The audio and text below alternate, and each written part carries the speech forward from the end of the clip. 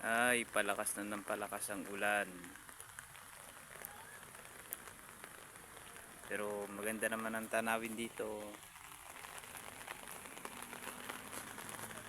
Kailang umulan, basta wag lang nabaha. Ito yung resort, yan.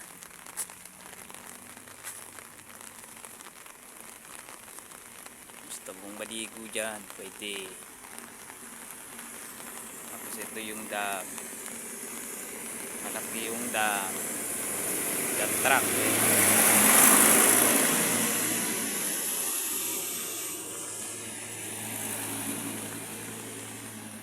Hindi na makita yung bundok kasi makapalang ulap. Ibig sabihin, malakas ang ulan sa bundok.